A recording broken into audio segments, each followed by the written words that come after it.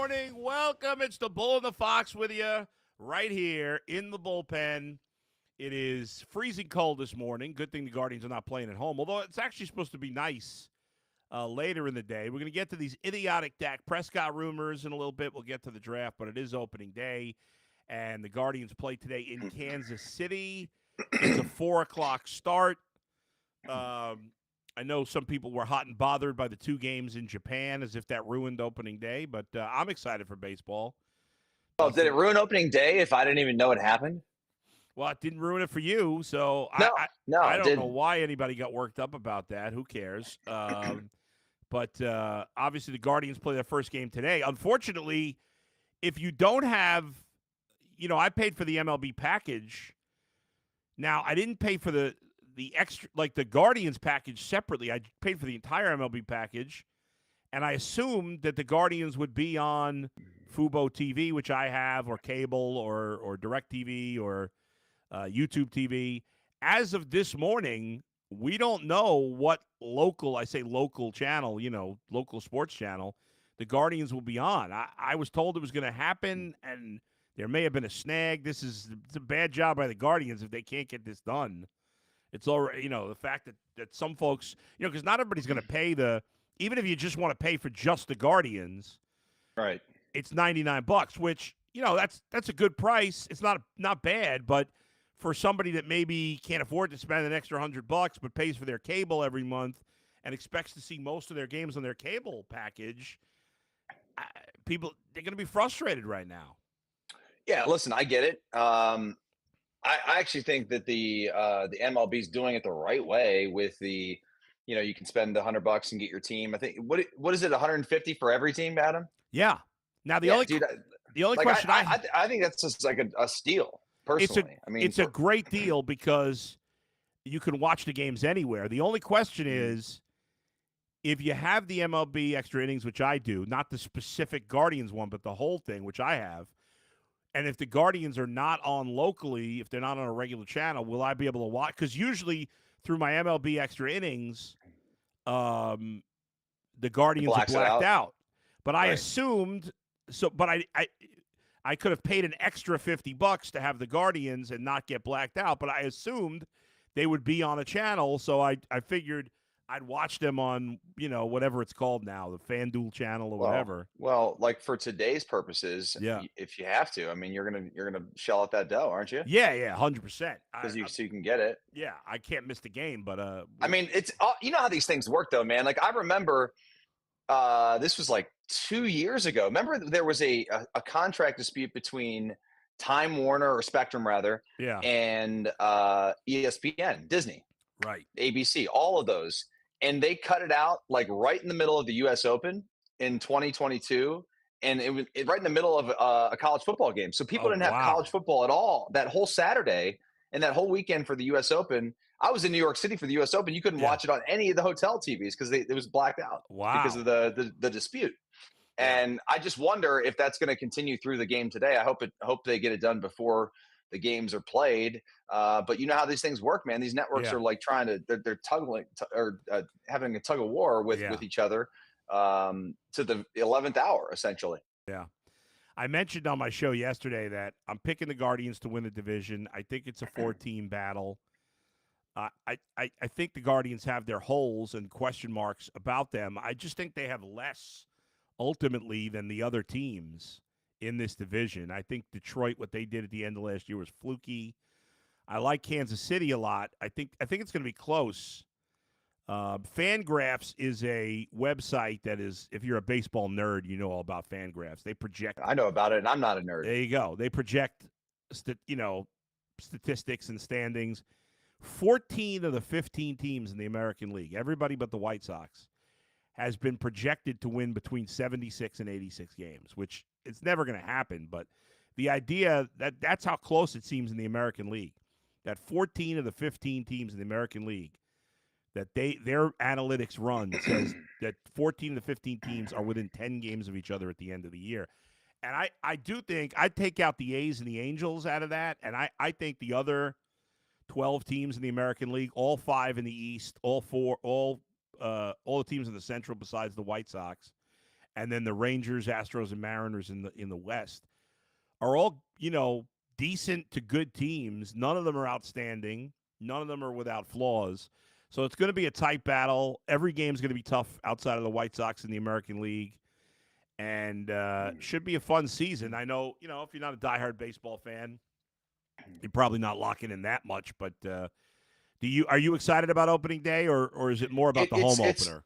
It's kind of funny, Adam, Yeah. that this has snuck up on us that it's today, because honestly, man, this is the third thing on my radar today. Maybe the fourth thing on my radar today. Yeah. Number one, I'm going to the Cavs game tonight. Right. Okay. It's not like a game they have to have, whatever, but I'm excited. We have season tickets, so we're going tonight. That's number one. Number two, it's the Miami Open, so there's some awesome matches today. So I'm locked into the tennis. Yeah. You know that. March Madness is back today, right? That's true. Yeah. So we've got that tonight, and then we got opening day. Now, listen, if this were home opening day for the Guardians, it'd be probably a different deal, and there'd be a different vibe. But whenever they start on the road, and also we're playing baseball in mother stinking March. What are we doing here? I just took the trash out about an hour ago. And I walked out in sandals and shorts, because I'm just taking to the end of the road. And I ran back in the house. I'm like, these guys are going to play freaking baseball today? It's like, dude, come on. Not baseball weather yet. I want to see what the forecast is. No, it can't be much different than here. But it's actually supposed to warm up here today. Well, I know this weekend's going to be in the 70s, but it's going to be windy and rain. But so it's actually, this is crazy. It's actually supposed to be 82 in Kansas City today. Are you shitting me? A mix of clouds and sun, a stray shower or thunderstorm is possible, high of 82. So who knows? They're actually maybe I'll turn the game on just to warm me up. Yeah. It's actually supposed to be good weather. They're playing this weekend, Thursday, Friday, Saturday. Now Sunday is going to be cold there. Isolated storms, but other than that, 78, 80. And then they 82. go, after that, they go to the Padres and the Angels. So their weather will be fine. Good for them. The Guardians don't play their home opener until the 8th, which is 12 days from now. On Tuesday, they play the White Sox. So hopefully the weather here will be better by then. But as we all know, in April, like March, April is kind of up and down. But yeah, when the Guardians have their home opener, there's a great buzz in the city. No, whether you're a big baseball fan or not, the home opener, downtown's packed. It's always great, no matter what the weather is. It's funny. I'm going to cut you off for 1 second, because this just little monologue you're doing here at the start of the show is giving me flashbacks to the many, many times that we've done shows on opening day. And I can just hear it in your voice. You're excited today. I'm very excited. Yeah. I can tell you're excited. And this is probably not the day, but when we were together for a decade, every opening day you told the story about your dad and going to the park and stuff. So that it brings back the memories of all those shows we've done for opening day. So I can tell. That's why I'm like, dude, this is your day, bro. Let's do whatever you want to do. I love it. I love seeing the lines there. I'm just a little surprised the Guardians are an underdog, but the Royals are legit. On the road opening day. Come on. It's a good pitching matchup too. Cole Reagans for the Royals has been phenomenal since they got him. I'd be interested to see Tanner Bybee make his first starts and starting that extension. But yes, I am excited. I had my fantasy baseball draft last night. It's funny. This fantasy baseball league, I've been in it forever. And when it first started, it was all guys from New York and New Jersey, because we started, in 1991. I wasn't on the internet, meeting people from other places. Well, now, after all these years, we have some people there's a guy from California, a guy from Chicago. And over the last bunch of years, as people have left the league, I've added Cleveland people. So now there's 5 or 6 guys from Cleveland in the league, including Jason Lloyd, who just joined this year. And so I'm used to there being a New York bias in our fantasy draft, like Yankees and Mets. But last night there was a big Cleveland bias. 4 or 5 Guardians players went higher in the draft than I thought they would. So I was like, I don't know. I was thinking about taking a couple of Guardians, and they went 2-3 rounds before I thought. But anyway, I do have. What do you think about my bold prediction yesterday that I didn't hear Bazan is going to be up early this year and going to have a big impact for the Guardians? What do you think about that bold prediction? Early meaning what? I don't know. I mean, earlier than July, earlier than I think it's possible. Near the playoffs. If they don't get any production at a second base, which is entirely possible with Arias playing there, And if Bazzana kills it in the minors, I could see him in the big leagues in May. I think that's possible. If he's not in the big leagues by the summer, the latest, I'd be very disappointed. For some reason, guys, I can't see those odds because they're blurry in my screen. I don't know what's happening. Only that side of the screen, right? It's like it's weird. It's probably not going over the air that way, but anyway, in terms of today's game, you saw the line on that. I put out a same game parlay for today. I like the Guardians to win and Tanner Bybee over 5.5 strikeouts.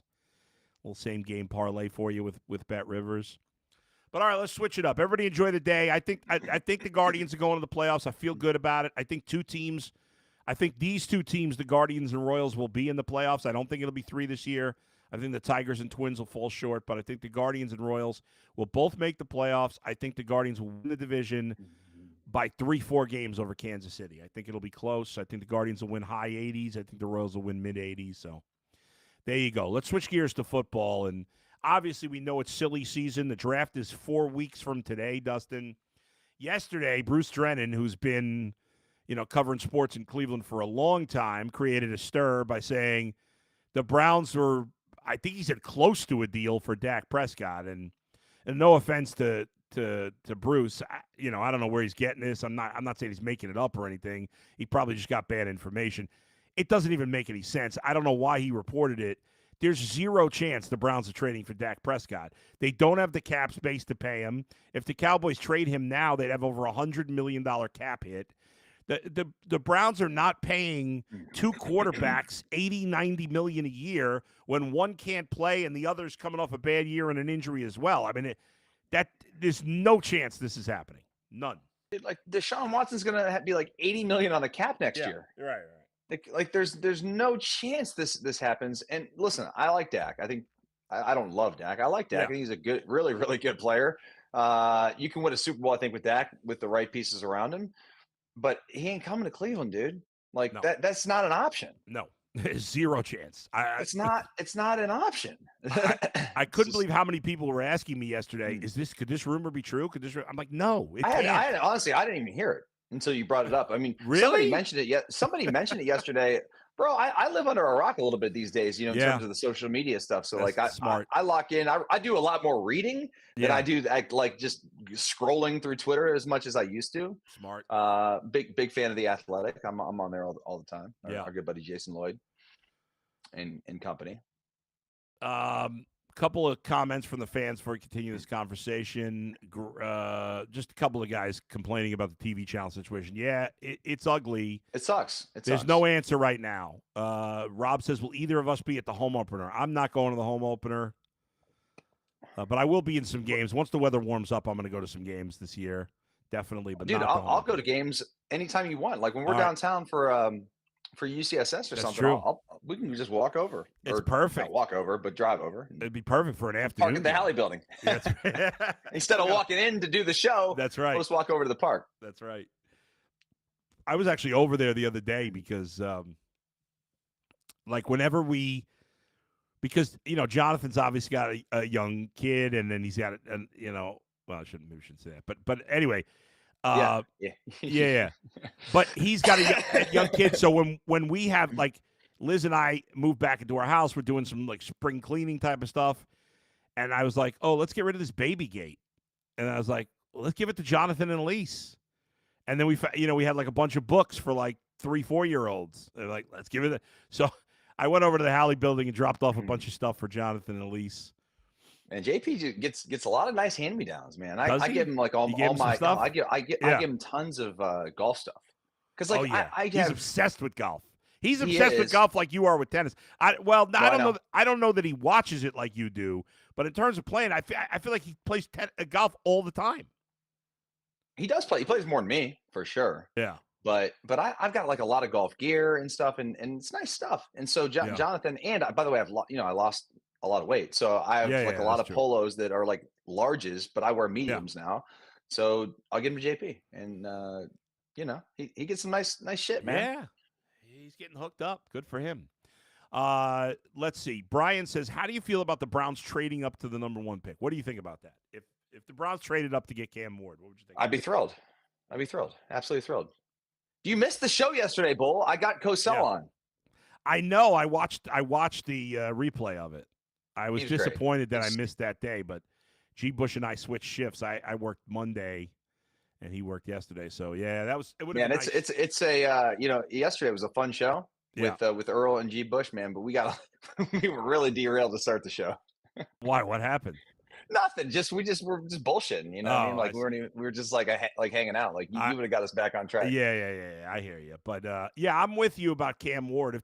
I think we've said that all along consistently. If the Browns believe Cam Ward is the only quarterback in this draft that's worth a first-round pick, and Tennessee's willing to trade out of that spot, then absolutely, I am totally on board.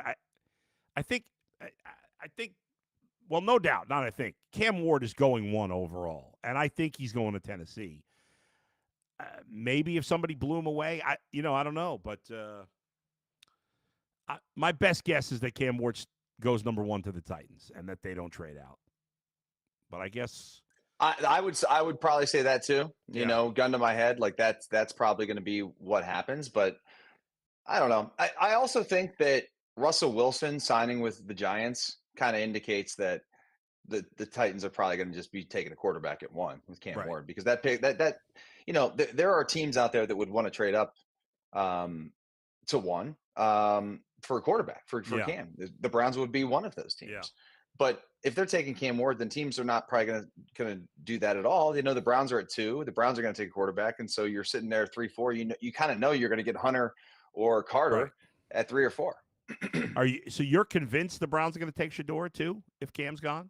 I am, actually. I am. Really? What makes you feel that way? Because I'm not as convinced as you are. Unless it's another quarterback, I'm convinced they're taking a quarterback at 2. You know, Adam Schefter yesterday reported that the Browns are, he thinks they're going to take Abdul Carter. And at this time of year, and obviously Adam Schefter's as plugged in as anybody, but nobody in the Browns front office is talking to him right now about what they're going to do. I just don't buy that.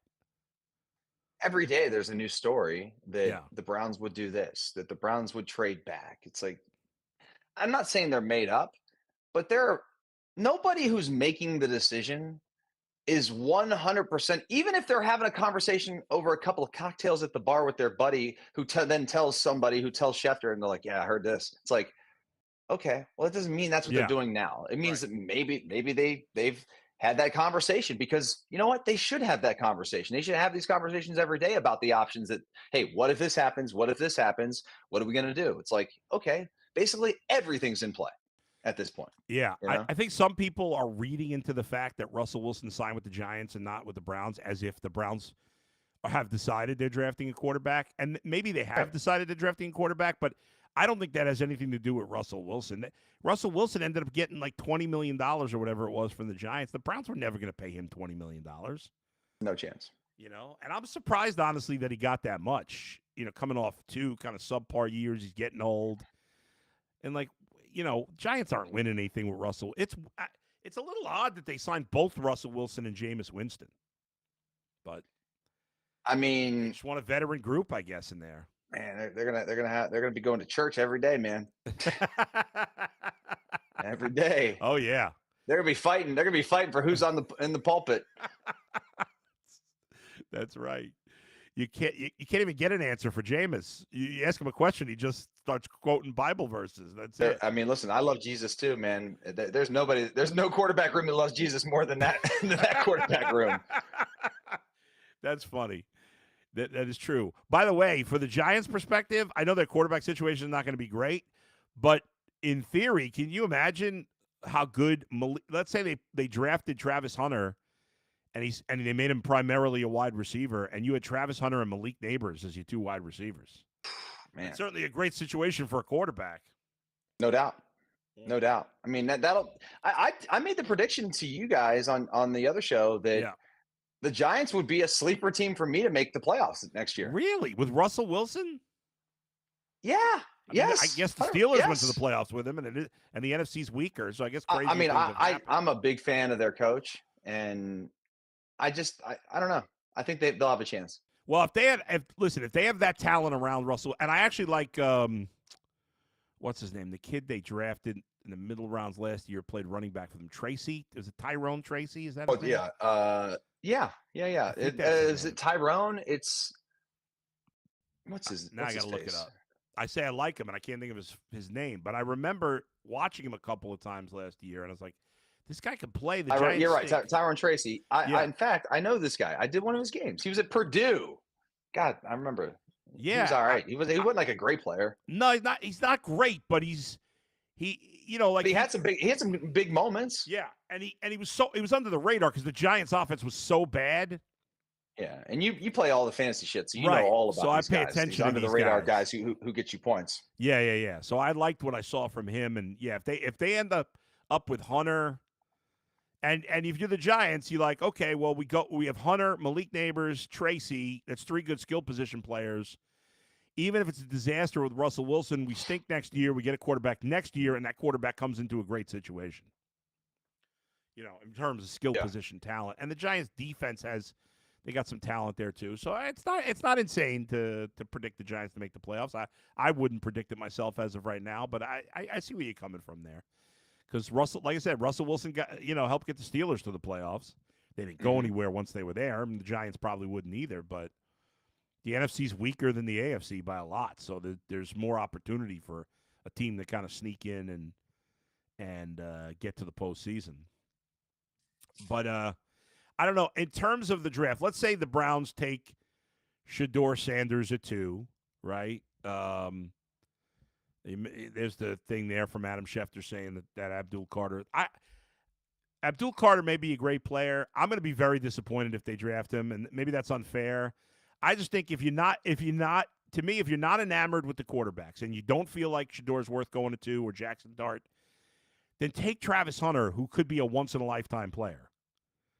I mean, this guy. Yeah. Cosell said he's going to be a corner, though. He really interesting.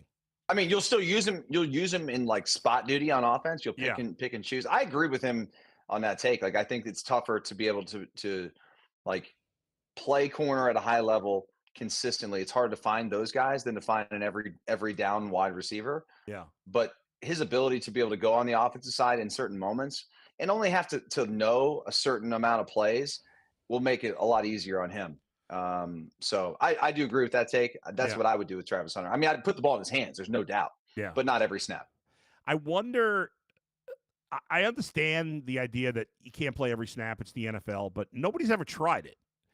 And I wonder if I'm a team and this guy wants to do it desperately. I wonder if a team's going to be gutsy enough.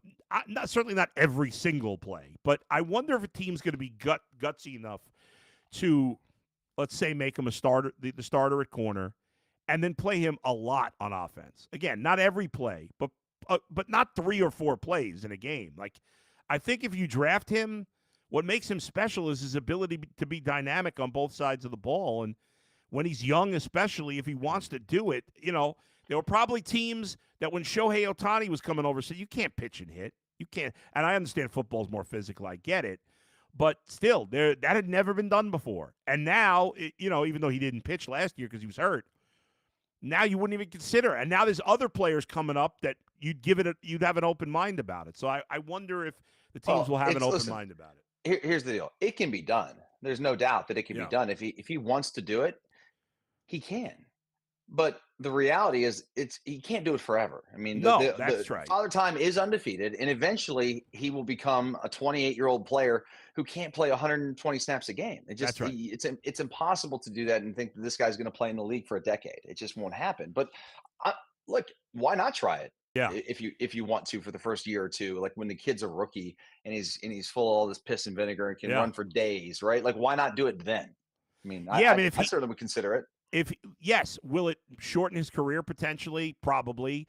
But if he wants to do it, he's still going to make plenty of money. If he does it and does it at a high level, would you rather have an 8-year career if you're Travis Hunter where you're a legend because you've played full-time both sides of the field for 5 of those 8 years or 6 of those 8 years? Or would you rather play an extra 2 seasons and just be another, good corner, but who occasionally plays on? I don't know. I'd want to be that legend that does what nobody else could do. you can, like, Devin Hester's a Hall of Famer, right? Don't you? I mean, so didn't he just get in? Did he? I I guess think so. so. Either. I don't remember. So my point in He's one of the saying greatest that, special teams guys of all time. Yes. right, and he did something no one else has ever done to the game, and that's something that Travis Hunter would do. That's I right. mean, he'd be a modern day Jim Thorpe. Right. It's just You know what I crazy. mean? Yeah, it's absolutely crazy. So the idea of him doing both, if I'm a team, I'm letting him do it. If I think he can play at a high level on both, I'd be smart about it. Not every single play, give him breathers here and there. The second that you know, last year Devin Hester went in last year. Sorry, Adam. yeah, no, a good job out of you. It's so rare that Thank you. special teams guys go in that I just never remember them going in, I guess. Right. Okay, thank you for. We got an update, Adam. We got an update. We do. We apparently have an update on the Guardian live here. Breaking. Let me see.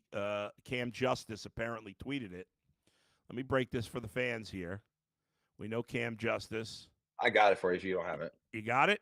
All right, what do we got? The Guardians have announced where you can watch them locally on TV. AT&T Uverse channel 736, 1736. You can find these channels, by the way. Cox will have it on channel 80. DirecTV, satellite, and streaming. That's the same channel always is. That's 662. I remember that from my days with DirecTV. Fubo TV is going to have it for you, Bully. Nice. And then Spectrum's going to have it on 306 or 1306. All right, Guardian. Nice job by the Guardians. I know they made people nervous, but good job getting it done before the first game. You still got they did it 6.5 hours before the season starts. Yeah, nicely done. That's a relief for a lot of fans. Good job out of you for finding the tweet because I couldn't find it there. I see it now, but yes, there it is. So that's pretty much everything, right? AT&T, Cox, DirecTV, Fubo, Spectrum. I don't see YouTube. Oh, it's not on YouTube TV probably, which they weren't on last year on YouTube TV, so that's not anything new. It's not a big deal.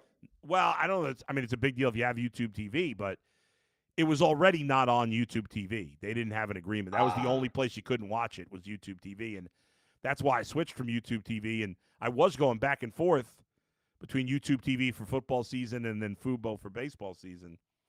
But last year the Bengals were on locally for 15 of their 17 games, so I didn't pay for the NFL Sunday ticket last year. I watched. Oh, really? Yeah. Huh. I was able to watch 15 games out of 17. Yeah, I mean, I love the YouTube TV thing with the Sunday ticket. Yeah, no, it's great. It's great. It's great. I probably will get it again this year because I do like being able to watch multiple games at the same time. All right, final thought here. Again, good to have that breaking news. Guardians on all the cable, satellite, and streaming options except for YouTube TV. And again, that's nothing new. They were not on YouTube TV last year, but every place that you watched them last year, you can watch them. Just go to your streaming service and find out exactly what channel. And so that's good news. And I know you said you're going to the Cavs game. We are tonight. Tonight. They've been off a few days after that road trip. Yeah, they're Spurs, a 14-point favorite. I think obviously no Wemby, but no Fox tonight too. I'll be there. I'm the Fox. You're the only Fox that's going to be there. The Cavs should win. Let's get the season over with to get to the playoffs. I think we're about 3 weeks from the playoffs. Three weeks and change. So, any thoughts on your Johnnies choking? Oh, that was a pitiful performance. And as much as I love Rick Pitino, you can't sit your best player. I know he was having an all-time bad game, R.J. Lewis, but so was everybody else. Their center, Zuby Ejiofor, was the only one playing well. Everybody said, "Oh, you can't win when you shoot ball." Yeah, they're not a great shooting team, but that was like they were missing layups, which they never do. It was by far the worst game I've seen them play. Pitino already went to the transfer portal and got some shooter from like Arizona State. He brought in some kid. The question is, will Ejiofor and Lewis, who are their two best players, be coming back? They're both juniors. They got one more year of eligibility. I think they're both borderline pros. So I don't know. Hopefully they'll come back. St. John's all of a sudden is going to be a player because they have this one guy who's a rich donor. He's a billionaire, and he wants to win. So he's spending. That's why they got Pitino, and they're in the portal, and they already got a 5-star kid that transferred from I think it was Arizona State. Oh my! And that's such a great, like, nostalgic, historic program that little bit of money and Rick Pitino, like that, Yeah, they're going to be a powerhouse for the that's next right. 5 years. And now his son, his son's going to Xavier. Son's coaching I Xavier. didn't see that. I didn't see Yeah, that. he was in New Mexico, right? And then Yeah, well, was he at Minnesota before that I think too? so. Yeah. But now they're Yeah. in the same conference with each other because he went to How about that? Xavier. Yeah, So that's that'll be pretty cool. Yeah. All right, everybody. Thanks for joining us as always. We'll be back next Thursday. I'll be doing an Ultimate Cleveland Guardian show in about 30 minutes, and I'll be on the Ultimate Cleveland Sports Show today. And Dustin and I will be back on here next week. We'll talk to you next time. Good job by Max and Z. Thanks to everybody who chimed in on the YouTube chat. We'll talk to you next time. Where else? But right here in the bullpen with the Bull and Fox on Bet Rivers. See ya. Stay steady.